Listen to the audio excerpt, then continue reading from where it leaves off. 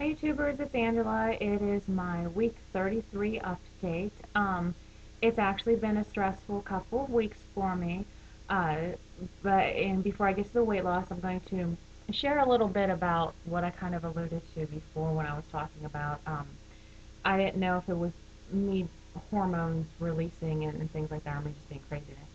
It actually wasn't. I have confirmed my suspicions. I'm not hormonal and crazy.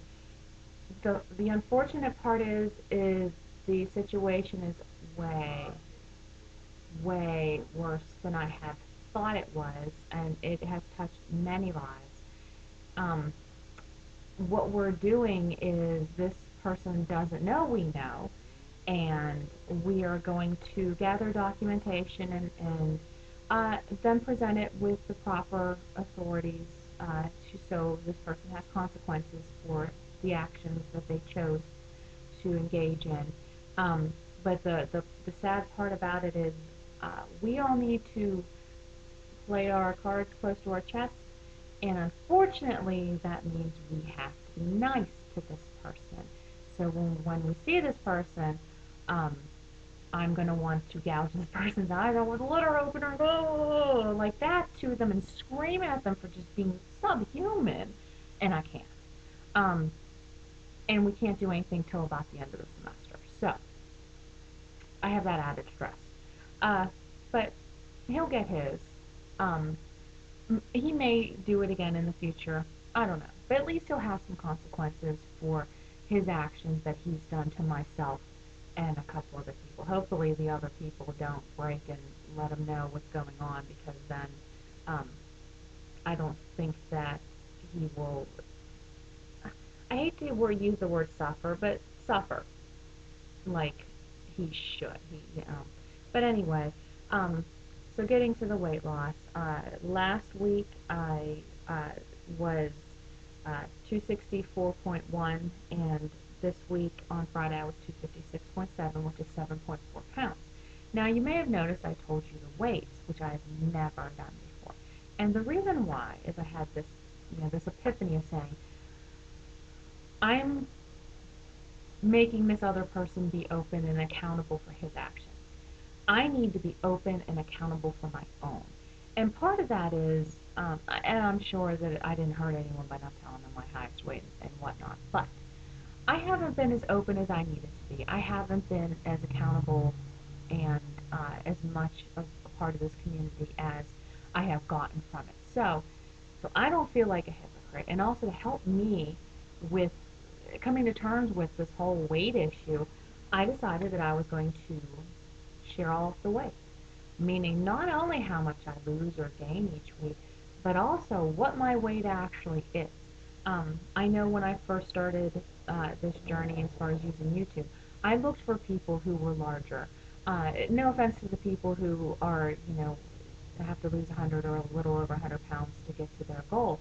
But when you are looking at having to lose 200, 300-ish, pounds, um, it can be very daunting. And if you don't see anyone else that has done that or is in the process of doing that, you think to yourself, well, how can I do that? Um, so that's where I am. So what I did was I went ahead and I changed my channel so that you see, and I did it by month just for the simple fact that YouTube restricts the amount of space you have to write. And I am in week 33. So my highest weight, this is, I feel like it's like an Alcoholics Anonymous meeting. Hello, my name's Angela, and I'm a big fatty, and my highest weight was, but my highest weight was 402 that was recorded. I have no doubt that it was higher than that. Not one doubt in my mind. Because I know once I saw that number on the scales in the Bed Bath and Beyond, um, I kind of gave up hope that I was ever going to lose weight and be healthy. And I know that I overindulged way more than normal, so I'm sure there was more. But that was what I saw on the scales, so that's what I'm going to say was my highest weight. Then 388 was my weigh-in for the 6-month program, which I have a wonderful structured 6-month program. I lost 18.6 pounds from the first weigh-in of my 6 month program to when they're wheeling me into surgery. Um, they taught me how to eat. They taught me about nutrition. They taught me about behavior management. I mean, I already knew about behavior management, just from the field I'm in, but it helped. It helped coming every week and having people talk to us about the different surgeries and talk to us about things that they ran into as far as problems. It helped to see people who weren't participating in any surgery. They were just in the weight management program, part of the uh, program, and they were doing it too. So, we were very, very well informed. They gave us a lot of information. I'm so glad I'm with the program that I'm with. Um, if you look down, I had some good weight loss the first 2 months, and the third month it dropped off because I had that issue with the MRSA in my leg, and then other issues past that. I was hospitalized a couple times, but thankfully I still kept with good eating and staying with the program at least that way. Um, and then it bounced up a little bit in the 6 months with a 14 pound loss. That's because I was cleared to do some exercise. However, it was so painful that I went back to the doctor. I'm like, look, this is killing me. And they sent me for some more specialists and things, and that's why I got the diagnosis of the lymphodermal sclerosis.